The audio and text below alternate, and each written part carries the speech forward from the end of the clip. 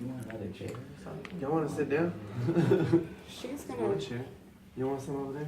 Let she got a chair. Yay! You in scrubs, you means you're gonna be standing all the work. And then after this, we're gonna take a selfie and stuff like that. Yeah. Scooch in so somebody can halfway see us. Sorry if the phone's in your light. Did you press record it? I like watching myself when I sip coffee. I mean, vanity makes you feel distinguished, right? Well, I'm gonna edit it, so it's cool. You're not gonna blow us out like that. Hold up. You talking to us? Yeah. You guys do look rather large, right? Oh, there we go. You. Cool, cool, but steady. Okay, so first of What's all, up, people? It's like, hey. So it can be both official. cameras, you can use both. Right. Whichever This is presentation gonna be a terrible 1 and 2. 'Cause it's not far enough apart and it's right down the middle. It's just like Well, you know what? face cam, crotch cam. First of all, thank you so much for taking this time out to speak with us. Yeah. We are extremely honored. So her and I did the preview last night, and oh my gosh! First, can you tell us where did the concept of the movie come from? Jeez. Nah, I think it's your turn. Oh, you did do the last one. This question gets asked every time, so we trade. It is it's the beginning question. It should It's be. important.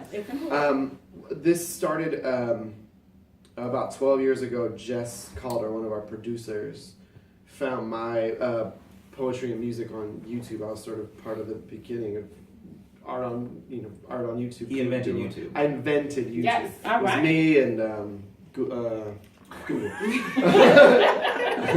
Whatever. Rewriting history. They acquired it later. It's fine. But she direct messaged me on a couple of my videos and was like, I really like the way that you write in verse. I think it'd be really cool to write a film with this kind of language. Are you interested in that? I thought she was trolling me. That definitely sounds like It sounds the game. does. I was like, I'm a I really cute like the young way thing. you. You know, You're catfishing. trying to get catfish. Right. I but- love your penmanship. I love the way you write. Do you want to meet and talk about movies? Right. What are you doing? No, but her and at the time her boyfriend, now her husband Keith, they run a production company together. They came up and we met a few times and talked about this idea of a movie in verse. David and I had been working together for years. In my head, it was like, well, eventually David will get involved. But a few years later, they met him for an event they were doing together. We sort of all kind of got together and realized, oh well, you know, you guys' dynamic is great. Let's write something that's the two of you in it, Okay. and both of you can write this script that's in verse the way that you guys create. And we're from the Bay, so we're like, what's got to be about the Bay? If it's the first movie we do, that's the story we want to tell. And then right in that converging moment, Oscar Grant got killed in Oakland by the police, and that was the thing going on in the town. We were still in that version of police shootings where the outrage was like way more palpable, right? So we're just like, well, this is the story of Oakland. We're getting massively gentrified at a rate that's like, you know, at this point it's just like high-speed internet, like it's just blowing past. And we saw the relationship between that and the way that people are getting policed, and so we wanted to write a film that did that. So that was the initial DNA verse, Oakland, about gentrification and police violence, and with me and David sort of writing and starring in it. So you guys have a very theatrical feel to this film.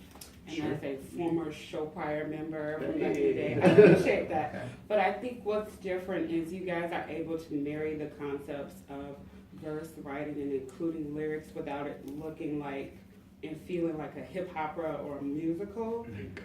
Did you struggle with that, or was No, we it didn't something struggle. that you seamlessly Well, I mean, were we able struggle to- with pulling up, like executing it, but not avoiding It was. doing the hip opera. Yeah. We knew to do that. We knew not to do that. Right. We just weren't sure how, I think. But we you know, we come from a music background. We were rappers first, and that's so the verse stuff in the film is the oldest stuff in the film. We were trying to figure out how to write a film around that.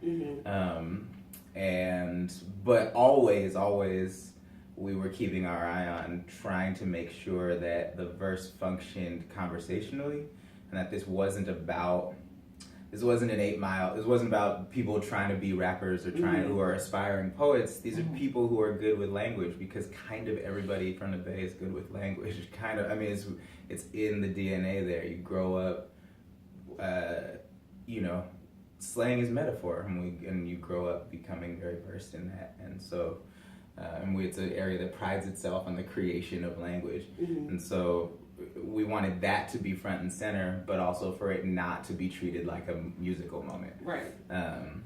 And so, but it still follows a lot of the same rules that a musical will follow, right? The sort of the rule of thumb in a musical is when someone is too emotional to speak, they sing, and then when someone's too emotional to sing, they dance. And that's kind